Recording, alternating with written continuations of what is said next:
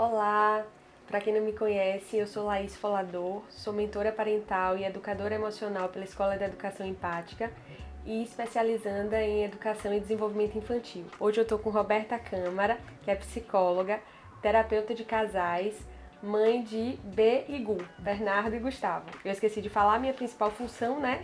Que é ser mãe de Estela. Então, hoje a gente vai conversar um pouquinho sobre a vida, né? O casamento pós-maternidade. Beta já tem experiência aí sobre o assunto, né? Como psicóloga e como mãe também.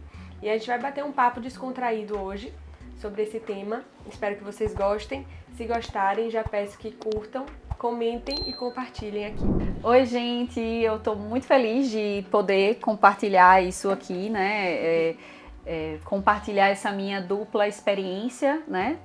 Talvez tripla, né? Como terapeuta de casal, como esposa e como mãe. Eu acho que isso é um tema muito, muito importante, e até porque, assim, na minha prática clínica, é uma das maiores queixas, né? Como é que fica a vida conjugal depois da chegada de um filho já é suficiente, mas dos filhos de uma forma geral. Adorei que a gente se juntou para falar sobre isso, né? Das nossas experiências, tanto pessoais quanto profissionais aí nesse sentido.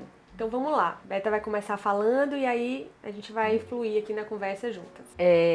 Quando a gente estava pensando um pouco, né, sobre esse assunto, a primeira coisa que vem na nossa cabeça quando a gente fala de vida conjugal pós-filhos, tem as pessoas que já estão passando por isso e as pessoas que ainda não passaram por isso. Então, geralmente quem está passando por isso já se identifica com algumas questões aí que a gente vai trazer, como queixas, né, problemas, mas quem não tem filhos ainda, já imagina, né? Eu acho que vem uma romantização de que a vida com os filhos, né? No momento que você planeja o filho, que você engravida e tal, que vai ser aquele comercial de margarina, né? Aquela perfeição. Né? Isso. As redes sociais ajudam um pouco nisso, né? Da gente ver aquelas fotos de família, todo mundo nas férias, né? Pai, a mãe, os filhos e tal, aquela coisa bem bonita.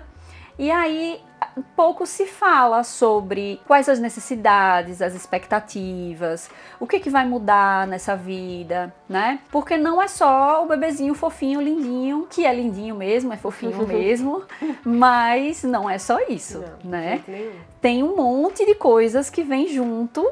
E a vida do casal é completamente modificada com a chegada de um bebê. Eu não sei como é que foi pra você, mas eu planejei muito, né, a chegada dos meus filhos e tudo, e ainda assim, mesmo planejando tudo, meu marido não tinha muita noção do que vinha pela frente, né? Ele já tem uma personalidade mais, assim, good vibes, vai dar tudo certo, né? E eu já tenho uma personalidade um pouco mais controladora, um pouco mais ansiosa, então assim, eu planejei bastante, eu tinha muita noção do que ia mudar, e eu tive que conversar muito com ele para alertá-lo e para dizer, ó, muita coisa vai mudar. E a gente precisa estar pronto para isso, a gente precisa entender as mudanças, né? Que eu acho que isso é fundamental. Você saber o que vem pela frente, estar disposto a enfrentar as mudanças, porque às vezes a gente só está disposto a ter a criança fofinha. Exatamente. É isso. Bom, na minha experiência foi um pouco parecida com a sua. Eu já tinha noção, né? Tinha uma consciência do que poderia mudar, mas depois de viver, eu acho que eu deveria ter conversado ainda mais. Principalmente quando a gente quer muito ter um filho, né? A gente tá sonhando tanto com aquele momento que às vezes a gente esquece de pensar em coisas que são importantíssimas de deixar bem claras e bem organizadas, acertadas, né? Quando a gente planeja ter um filho, a gente tem que pensar em todas essas questões, né? Muitas pessoas não pensam em nada disso, a gente pensa só que a gente quer aumentar nossa família, a gente ama aquele parceiro, ele é um namorado, um marido maravilhoso e vai dar tudo certo, porque vai ser a cereja do bolo, né? A criança vai formar a nossa família. Mas as questões têm que ser bem estabelecidas para evitar discussões futuras, né? Porque realmente muda e muda muito.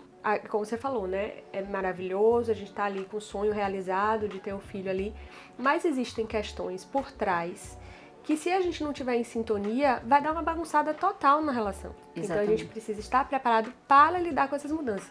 Eu costumo falar que a gente não tem que se preparar quando estar grávida, mas a gente tem que se preparar no momento pré-concepção. E você tem certeza que você quer viver essa experiência, porque vai ser uma experiência maravilhosa, mas vai ser uma experiência bem difícil também. Isso. Transformadora. Transformadora em todos os sentidos, né? Isso. Para melhor, mas a gente tem que estar ciente de que outras mudanças vão acontecer e que a gente precisa agir junto, ser parceiro, né, companheiro ali, para lidar com todas essas mudanças. E posso falar assim, você vai saber explicar melhor pela sua experiência como psicóloga, mas na minha opinião, nós mulheres, a gente pesquisa mais sobre o tema antes, né? E os homens, eles querem muito filho, mas não pesquisam tanto, né? Não se envolvem tanto nessa questão mais prática, né? Eu converso com muitas mães que falam que o marido queria muito, que tinha certeza que ia ser maravilhoso e que depois que o filho nasceu, não tem o apoio que imaginou que teria. Isso. Então, na minha opinião, é isso. Conversar antes de decidir ter um filho. A partir do momento que você decidiu, tudo já tem que estar bem conversado, bem estabelecido. Porque mesmo quando você acha que está fazendo, como foi o meu caso, que achei que estava todos os pingos nos is, né? Na real, não estavam. Não porque estava. Cheio de quando a gente cheio de começa a treta. viver aquela experiência ali, opa, e agora, né? É. Eu acho que isso que você falou, né, dos homens terem essa... A gente vai falar ainda, provavelmente, em outro vídeo, né, sobre essa questão dos homens especificamente, mas, assim, as mulheres, nesse papel, né, por exemplo, a gente não foi criada para estudar sobre como fazer manutenção no nosso carro, né? Mas os homens todos sabem como e quando e aonde levar o carro para fazer manutenção. Isso é uma coisa muito cultural, né? Muito de gênero, de papéis de gênero, quais são os papéis de cada um. Só que a decisão de ter um filho, né, que é uma decisão do casal e é uma decisão eterna, né? Eterna. Você não vai deixar de ser mãe e de ser pai porque você, nossa, achei que ia ser uma coisa e é outra, então vou voltar atrás. Não rola, não rola. Então, isso sobre, às vezes, ele é um excelente marido, um excelente namorado. Eu ainda acho que no fundo, todas as mulheres, né, em relações heterossexuais, claro, tem um pouco de ideia de como o seu parceiro vai ser em termos práticos, né? Não tô falando de quanto ama a criança, não tô falando nesse sentido, mas em termos práticos, sabe? De envolvimento, de disposição, tem uma noção, mas só vai conseguir lidar com essas questões de tarefas domésticas, de divisão de tarefas mesmo, de responsabilidade com o filho, no momento que sentar e conversar sobre cada parte desse processo. Porque essa é a grande questão. As pessoas, antes de terem o filho, não pensam muito o que é que vai acontecer. E eu digo isso pela experiência que eu tenho aqui no consultório. Muitos casais que ainda não têm filhos e eles falam sobre o sonho de terem filhos, é muito romantizado. Muito. A gente quer aumentar a nossa família, eu sou louco pra ser pai, eu sou louca pra ser mãe. E sempre aquele ar de vai dar tudo certo, não vai dar tudo certo, sabe? Onde come dois, come três. Onde nós come somos três... pessoas boas, nós vamos criar pessoas boas. Exatamente. Simples assim. Exatamente. E não é disso que a gente tá falando. A gente não tá falando sobre o sonho, sobre o amor, a gente tá falando realmente dessa dedicação consciente, prática, que precisa acontecer e que normalmente as mulheres elas são mais cobradas para se entregarem mais nesse processo do que os homens. Então isso acaba gerando essa incompatibilidade muitas vezes. Mas eu vejo que às vezes simples conversas, acordos poderiam evitar muitos atritos, né? Por exemplo, quando os meninos, eu sou profissional autônoma, né? Sou psicóloga e o meu marido, ele é empresário. Ele tem a possibilidade de se ausentar da loja dele, né? Deixar tudo, obviamente, preparado, deixar tudo meio que organizado, mas ele tinha a possibilidade de se ausentar. Eu entendo que muitas pessoas não têm essa possibilidade.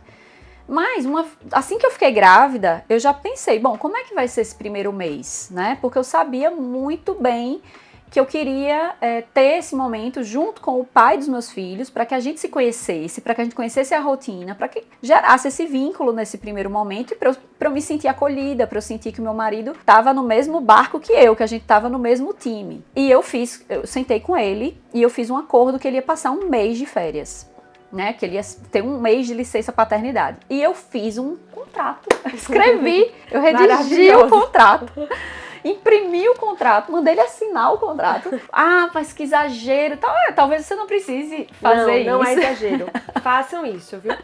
Pode ser que não precise. Mas veja, pra mim era importante que ele tivesse muita consciência de que aquilo era fundamental. que aquele tempo era fundamental e que ele não podia depois chegar e dizer assim, ai, mas eu nunca falei que eu ia ficar um mês, né? Então ele tinha a prova de que estava tudo combinado e de fato ele cumpriu, né? Ficou esse primeiro mês em casa, isso foi muito importante mesmo. Mas às vezes são as pequenas coisas, sabe? Eu conversei com ele sobre maternidade, sobre a maternidade, né? Quando os meninos nascessem, que eu queria que ele estivesse no parto comigo, e ele, obviamente, ele queria muito estar, mas eu sei de outras pessoas que não, que o marido não fica à vontade, tem medo de sangue, sei lá, né, alguma coisa assim. Não só isso, né, no pós também, que quer comemorar. Isso, então eu já sabia de algumas histórias, assim, do tipo, olha, eu não vou dormir na maternidade com você, porque eu vou sair pra comemorar, e eu não queria isso de jeito nenhum, não porque eu não quisesse que ele estivesse comemorando e feliz, mas é porque eu queria que ele estivesse ao meu lado, né? Claro.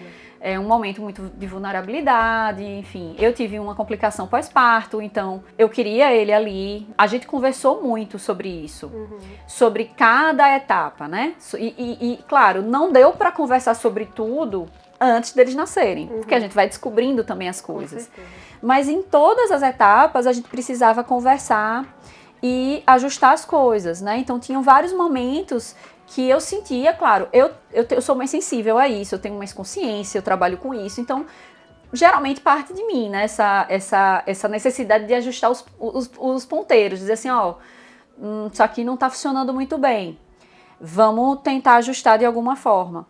Mas você sentar e você conversar sobre isso e dizer, olha, essa é a minha necessidade, qual é a sua, né? A gente está tendo essa dificuldade aqui. Como a gente pode solucionar isso? Isso que você falou de ajustes, eu acho fundamental. No meu caso, eu também tive apoio, né? Meu marido também se organizou para ficar um mês comigo. E na maternidade, ele também fez questão de estar, né? O que a gente já conversou, minha mãe também ficou sentida, porque gostaria de estar. Ele veio para estar nesse momento, mas ele, como pai, queria estar. E eu gostaria que meu marido, pai da minha filha, estivesse comigo ali na primeira noite. Logo depois, ele passou um mês comigo também. E a gente foi se ajustando, foi aprendendo juntos, né? Mas essa questão dos ajustes são fundamentais. E entender que esses ajustes são mutáveis, né? A gente pode ir ajustando conforme as coisas forem mudando, as necessidades forem mudando. Então, eu entendi que aquela função ali, ele não gostou muito. Então, para ele fazer, vai ser uma obrigação que vai te dar mais trabalho, porque ele vai deixar de fazer em algum momento. Você vai se chatear. Então, lá em casa, por exemplo, eu percebi que quando nós estamos sozinhos na função cuidar de nossa filha, cuidar de Estela, ele funciona melhor cuidando das tarefas domésticas. E eu cuidando dela, ele me ajuda, claro, cuidando dela, eu faço uma coisa ou outra em casa também, mas ele lava prato, faz comida, sai pra comprar coisa, e eu fico dou banho nela, dou comida, né, boto pra dormir. Sim. Então a gente se ajustou bem nessa situação. E durante a semana a gente se divide, né? Ele faz algumas coisas, eu faço outras. Mas a gente percebeu isso como? Vivendo, né? Porque você às vezes faz um ajuste antes que não vai dar certo. Então, conforme você vai experienciando, você vai perceber que aquilo ali vai funcionar melhor se for dessa forma. Então, ó, troca e segue o baile. Porque se ficar forçando uma situação, pode ser que só gere mais discussão, mais desgaste, e aí todo mundo sai prejudicado. Você, ele e a criança. Né? Esse exemplo mesmo de ajuste, né, de no momento você perceber, como a gente são gêmeos, né, a gente morava numa casa, num apartamento antes, e nessa também são 2 quartos. Então, o nosso quarto e o quarto dos bebês. E aí, a gente combinou que cada um ia dormir com um, né? Nessa época que eles eram bem bebezinhos e acordavam várias vezes na madrugada, a gente testou a gente dormir no quarto e eles no quarto deles, mas era muito mais cansativo porque a gente tinha que ficar levantando e indo até o outro quarto várias vezes na noite. Então a gente mudou. Então vamos fazer assim, um dorme num quarto, outro dorme no outro. Só que quem dormia no quarto das crianças dormia num colchão, né? Porque o quarto deles tinha 2 berços, não cabia uma cama e tal, e dormia no colchão. Partiu dele de dizer em algum momento, não lembro qual era a idade dos meninos, dele dizer assim, tá muito ruim pra mim assim, não tá legal pra mim desse jeito. Eu tô sentindo necessidade de voltar a dormir na cama e da gente ver alguma outra forma, da gente dormir no nosso quarto, na cama mesmo, porque tava muito desconfortável e tal, e a gente atendeu os meninos em algum momento. E aí a gente colocou a história de revezar os dias, então era um dia eu, um dia ele. É assim até hoje, apesar de... Eu não vou falar muito não, porque quando a gente fala sobre sono de filho, a gente fala e no outro dia já tudo é o contrário, né? Mas enfim,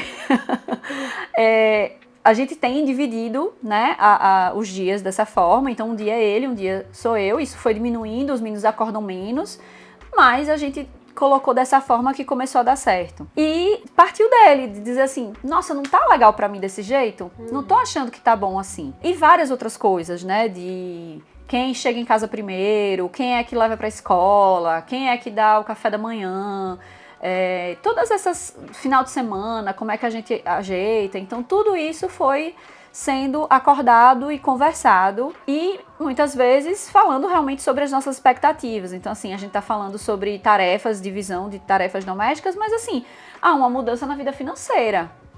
No meu caso, drástico, né? Porque partimos de duas pessoas para 4. Isso mudou tudo, mudou quanto de comida a gente gasta, de fralda, de leite, quantas vezes a gente vai no supermercado. Os meninos agora vão para a escola, então tem escola, plano de saúde, então tudo isso muda muito, né? A vida do casal, a vida da família de uma forma geral. Então, isso também tem que ser conversado. Como é que isso vai ser feito? E uma outra coisa que é muito comum dos casais é assim, então assim, eu não tô entendendo que vai mudar a minha vida do dia a dia, né? Tarefas, demandas.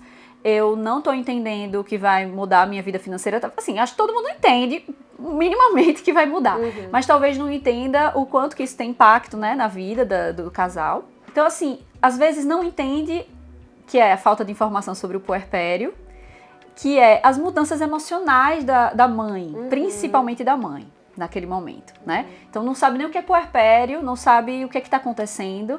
E aí o que eu ouço com frequência assim, homens falando de suas esposas. Ela mudou, ela só tem olhos pra criança, ela tá neurótica porque ela só pensa na criança, né? Isso assim, nos primeiros meses, né? Então assim, você não pode dar tanta atenção assim pra criança, a criança vai ficar mimada. Minha esposa não é mais a mesma. Ela não me dá mais atenção. Não é a mesma mesmo, né? E ele não estava sabendo que essa mudança ia acontecer. Volta ao assunto da falta de informação, né? De preparo e tudo mais. Essa questão da vida financeira tem que ser muito conversada também, né? A gente tem que botar num papel o que é que vai ter de gasto, o que é que vai aumentar, como é que você vai poder fazer e como é que a gente vai juntar isso aí. Porque muda e não é pouco, né? Isso. Muda muito e a gente precisa estar preparado para isso. E mais uma vez, reajustando caso for necessário, porque vão mudando também as necessidades. Agora, no meu caso, veio um gasto novo, que foi a escola que não tinha antes. E aí, como é que vai ser? Como é que a gente vai acertar isso? E tudo vindo, né, em pauta pra gente ir ajustando. Outro ponto importante, vida sexual. Muda bastante. É bom também conversar sobre isso antes, porque, como a Roberta falou, nós mulheres passamos por um turbilhão de hormônios, né? E esses hormônios que estão lá em cima vão ladeira abaixo. E a gente precisa de um tempo para se reconhecer, né? E esse tempo vai chegar, né? Precisa ser paciente. Eu acho, inclusive, que talvez... eu acho que a própria, né, obstetra, né, poderia... eu não sei... inclusive, meu obstetra deu uma bronca, porque assim, eu acho que meu marido foi na primeira consulta e na segunda ele não foi, ou foi o contrário. O obstetra deu uma bronca nele, porque ele não tinha ido. Ele, porque eu não pude ir, porque eu tinha alguma coisa. Ele, não, isso aqui é importante, é um compromisso importante e tal. Então, assim, ele nunca faltou. Depois da bronca, ele nunca mais faltou. Nenhuma outra consulta, foi maravilhoso. Ainda mais vindo de um obstetra homem, né? Aí o homem fica mais envergonhado ainda. Exatamente. Conversar sobre isso na própria consulta, de entender, né? Porque eu, como a puérpera da história, a grávida que seria puérpera, quis saber, né? O que é que vai acontecer, como é que vai ser meu pós-parto, quais são as minhas limitações, o que é que eu vou poder fazer e não poder fazer. Então, eu tinha muitas questões, muitas dúvidas, porque obviamente era o meu corpo, né? Mas é importante também nesse papo introduzir um pouco, porque é o casal que tá ali, né? Como é que vai ficar a vida sexual de vocês? Por um período não vai ter nenhuma vida sexual, até porque tem o resguardo, né? Então, acho que são 45 dias. Mas muitos homens, muitas mulheres até talvez não saibam, né?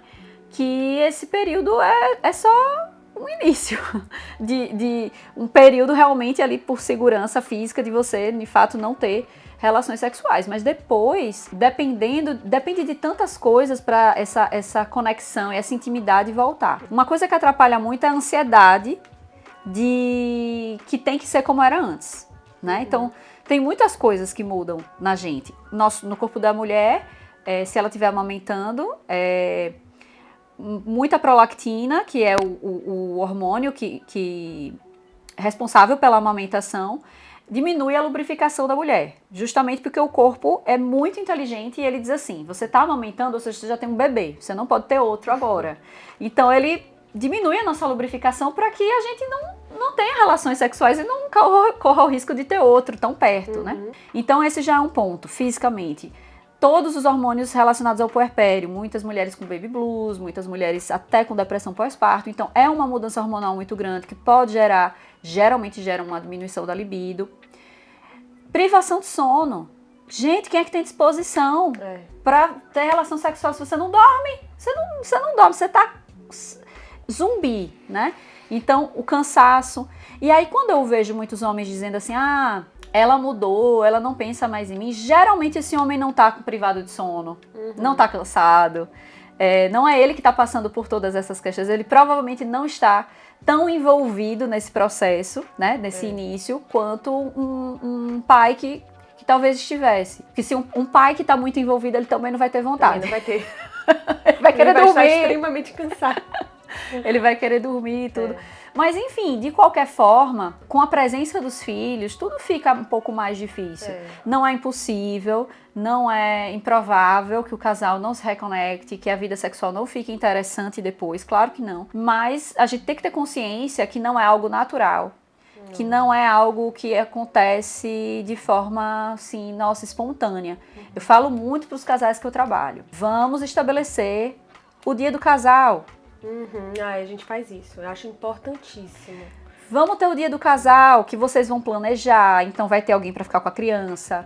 Quando a gente já tem o dia do casal, é sexta-feira, você já acorda na sexta-feira sabendo que naquele dia você vai sair com sua parceria, que vai ser uma noite romântica, que provavelmente vai ter relação sexual naquele dia. Você já acorda mais preparado, mais disposto. E assim, vale dizer que tudo bem se esse dia não acontecer logo, né? Claro, assim, não. Nos primeiros meses você não tem como estabelecer esse dia, porque a criança ainda tá ali muito dependente mesmo, né? Fisicamente, emocionalmente também, mas precisa da presença física dos pais, né? O que eu acho importante é você ter empatia pelo seu parceiro nesse momento, né? E eu falo dos dois lados. Isso. Tanto o homem, né, de olhar pra sua mulher como uma mulher que não é a mesma mesmo, Não é. Né? Ela é fisicamente diferente, emocionalmente diferente. Ela agora tem uma criança que depende muito dela, né? Mais do que dele, porque tem o leite, o peito. E que ela precisa de cuidados nesse momento, né? Porque tem um bebê ali, mas tem uma mãe que está passando por várias demandas, né? E ela precisa ser vista. E quem pode ver melhor do que ele, que está ali do lado o tempo inteiro, né? Eu estou falando de um casal heterossexual aqui, mas eu digo de uma forma geral, né? Você olhar para o seu parceiro, para a sua parceira que está precisando ali de um suporte maior naquele momento. Mas outra coisa que eu venho puxar, e agora não só falando da vida sexual, mas de uma forma geral, você como psicóloga vai poder me dizer se eu estou correta ou não, né? Você que trabalha com casais. Eu acho que quando um olha para o outro com vontade de ajudar, com vontade de cuidar, se os dois fizerem isso, o sucesso é garantido, né? Porque você está olhando, você está querendo atender as necessidades daquela pessoa, né? Você está querendo cuidar, colaborar, e a outra pessoa, consequentemente, vai se sentir da mesma forma. Isso. Agora, se por outro lado você estiver pulando fora das suas obrigações, você estiver se esquivando do que foi combinado que você ia fazer, a outra parte vai ficar sobrecarregada, vai ficar irritada, vai ficar, obviamente, grossa, né? Isso. Porque é difícil, a pessoa tá ali cansada, querendo ajuda e não ter nenhuma ajuda da outra parte. Isso vai gerar discussão, vai gerar desgaste.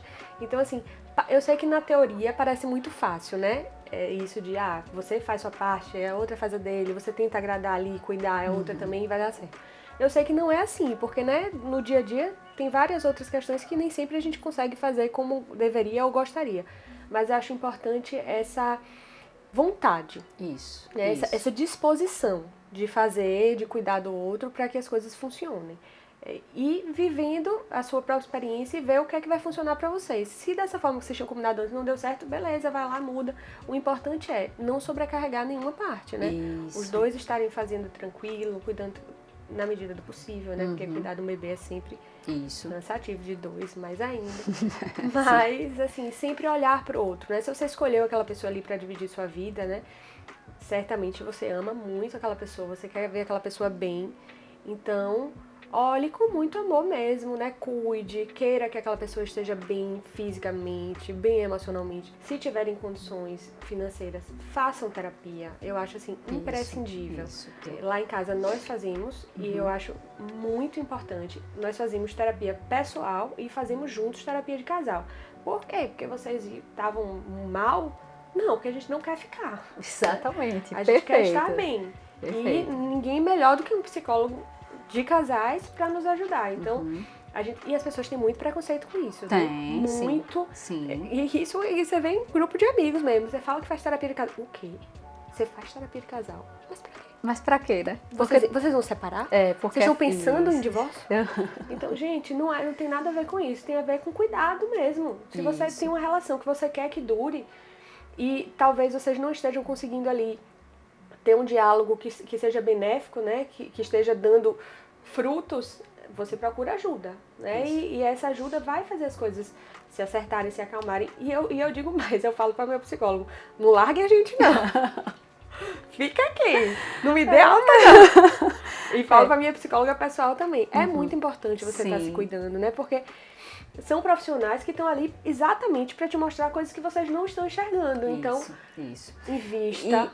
E olha, os casais que eu tenho, os melhores resultados são os casais que vão à terapia de forma preventiva. Meu psicólogo fala isso também. Entendeu? Os casais que vão já nas últimas, assim, que realmente já estão pensando em divórcio, muitas vezes a gente não tem quando a gente fala em bom resultado, é um casal que restabeleceu uma relação saudável, né? Porque às vezes o melhor resultado é realmente a separação e a gente vai orientar para que isso seja feito da melhor forma. Mas os casais que chegam assim de forma preventiva têm resultados fantásticos e muito mais rápido até, porque você vê que os dois estão ali dispostos a melhorar aquela relação, entendeu? E você vê que os dois que se amam, né? Que os dois querem fazer dar certo, que os dois estão bem intencionados, que eles estão focados naquilo. Então, isso é positivo, né? Você não tem que esperar, desculpem o que eu vou falar, mas a merda está feita para procurar ajuda, né? Exatamente. Você tem que cuidar do seu jardim ali e regando, né? E cuidando para florescer. Mas muitas pessoas têm muita dificuldade, que eu chamo de destampar, descobrir o elefante na sala. Tem um elefante na sala, tem um problemão ali, tem uma diferença enorme, tem um afastamento enorme. Muitas pessoas têm essa dificuldade de enfrentar esse problema, de dizer vamos fazer uma terapia de casal ou vamos conversar sobre isso, porque sabem que vão ter que lidar com desconforto. As pessoas odeiam lidar com desconforto. Então, muitas pessoas preferem, né, procrastinar a solução dos seus problemas para não ter que lidar com o desconforto, que por mais que exista, e vai existir mesmo, esse desconforto vai ser momentâneo, porque você vai enfrentar ele, né? Mas muitas pessoas preferem fingir que aquilo não acontece, deixar para lá e levar com a barriga, naturalizar muita coisa, né, dentro da relação conjugal. Isso é péssimo para os filhos, isso é péssimo para os filhos. Ainda bem que você falou isso, que eu ia puxar esse gancho aí. Os filhos precisam de pais equilibrados, né? E em sintonia. Se você é exemplo para o seu filho em tudo, a forma como você age com o seu companheiro, com sua companheira, impacta diretamente na forma como seu filho vai agir com vocês, com as outras pessoas. Isso. Então, é muito importante que o casal esteja se cuidando, esteja bem, se respeite em primeiro lugar, porque divergências vão ocorrer em todas as famílias, né? Agora vocês precisam se tratar com respeito, falar baixo, manter a calma. Eu vejo muitas mães se queixando de como os maridos tratam elas na frente dos filhos. E depois, quando os filhos começam a reproduzir isso, elas ficam sem entender porque o filho era tão bonzinho, por que tá fazendo isso? Porque ele tá reproduzindo o que ele tá vendo. Existem neurônios espelhos no nosso cérebro que quando as crianças estão nessa primeira infância, eles são impressionantes, como é que eles influenciam naquela relação ali. Porque a criança vê, ela repete, tudo ela aprende por reprodução, e tudo mesmo, andar, falar, tudo ela aprende por reprodução. Então, como é que ela vai se relacionar com outra pessoa de uma maneira diferente do que ela vê, do que é apresentado a ela, né? Então, eu acho que esse é um cuidado que a gente tem que ter diariamente, né? Na nossa relação, de mostrar mesmo pro filho como é que as outras pessoas merecem ser tratadas. E isso começa dentro da nossa casa. Dentro da nossa casa. E você tem um ambiente em que muitos casais, né, falando um pouco sobre essa questão de atritos do casal com filhos, ainda é frequente a coisa do eu não posso me separar porque eu tenho filhos, ou eu até gostaria de me separar, mas eu não vou porque eu tenho filhos. Já pensei nisso, mas eu tenho filhos, então eu não posso, né, ir adiante. E eu falo com frequência, é muito mais prejudicial para a saúde mental do seu filho estar num ambiente de atritos, estar num ambiente de brigas, de maus exemplos, né, com pais casados, do que ele viver num ambiente tranquilo e pacífico com pais separados. Com certeza. Né? Com certeza. Eu não acho que todo mundo tem que se separar, muito pelo contrário, né? Sou terapeuta de casal, acho que as pessoas têm que ter relações saudáveis, mas tem pessoas que não conseguem, não vão ter nunca essa relação saudável, né? Não tem mais amor, não tem mais respeito, não tem os mesmos interesses, enfim, não tem os mesmos planos. E mantém essa vida de muitos atritos na frente dos seus filhos, né? E aí os seus filhos vão ter isso como referência. Isso que é vida de casado, né? Casamento é isso aí.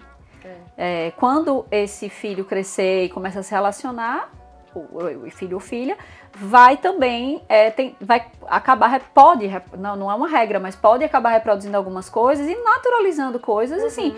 Mas era assim que os meus pais se tratavam, né? Então, eu acho que tudo bem isso acontecer comigo também. Então, a gente tem que pensar um pouco sobre isso, sobre como é que tá a nossa saúde conjugal.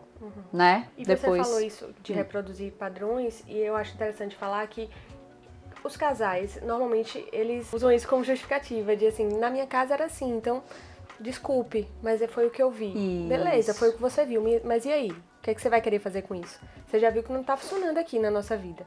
Vamos mudar, vamos procurar ajuda, né? E aí buscar realmente mudar aquilo ali, né? Se não tá funcionando. Então, volta à história do fazer terapia. Né? Se foi o que você viu, mas com a sua esposa não tá dando certo, com o seu marido não tá dando certo, faz diferente. Com certeza. E entender também quais são as referências de casamento, né, de relacionamento que a gente tem à nossa volta.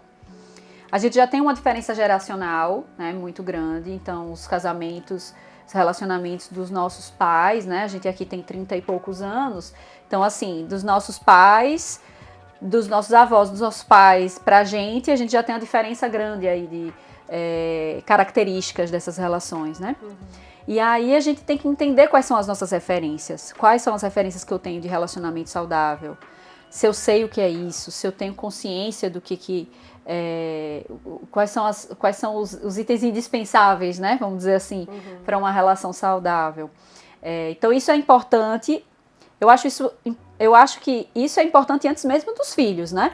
De você estar com o seu parceiro, então isso tudo já tem que ser pensado antes dos filhos.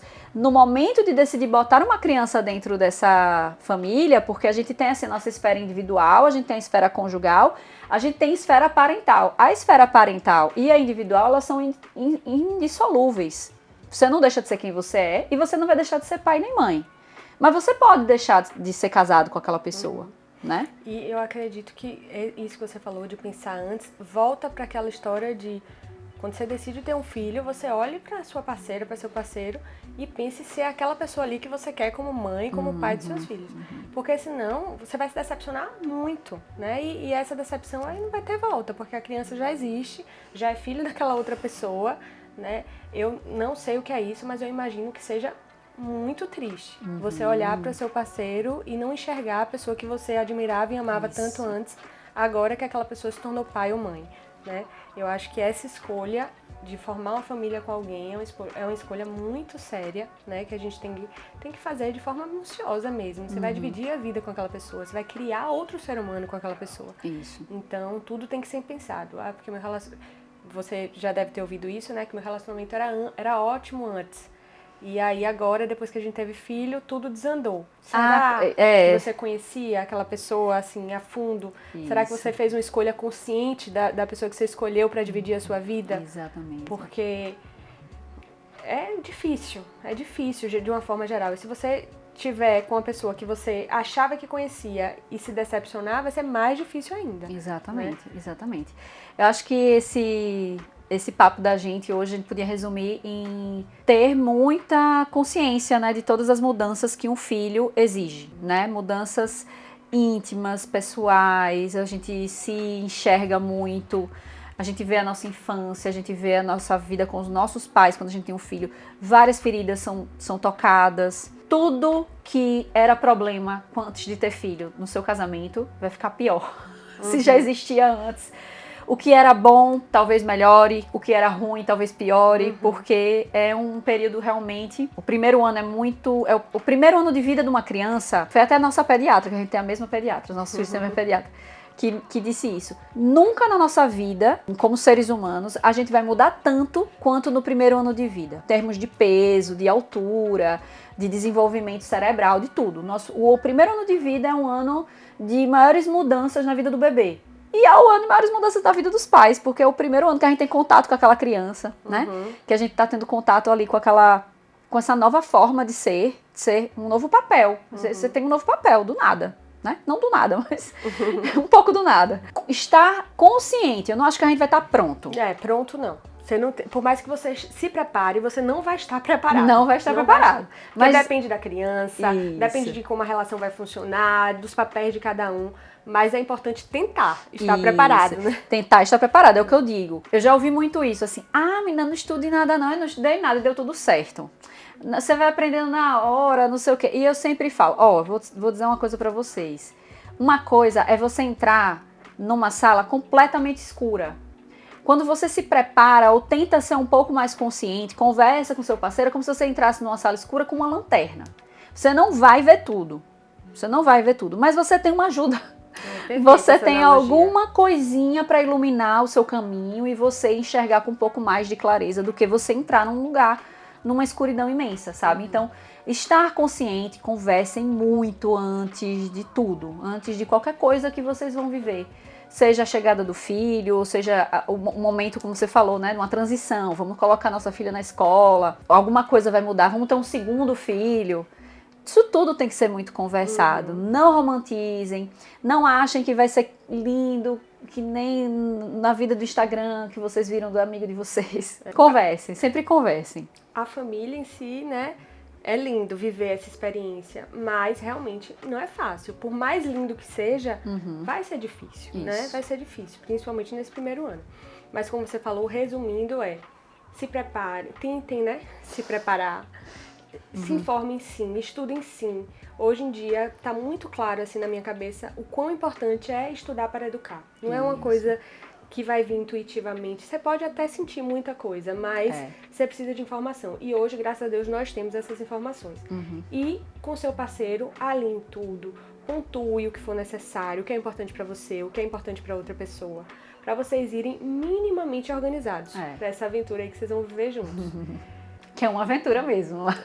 Mas é muito boa. A gente não quer desestimular ninguém. Não, é muito boa. Mas assim, a gente tem que ir alinhado, claro, né? com tem certeza. Que ir alinhado, pra não soltar a mão no meio do caminho. Exatamente.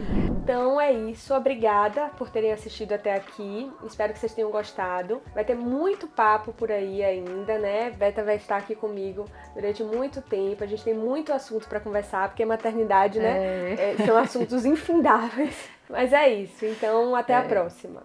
Eu espero que vocês tenham gostado. Se você gostou, clique em gostei, se inscreva no canal e ative o sininho das notificações. Tchau!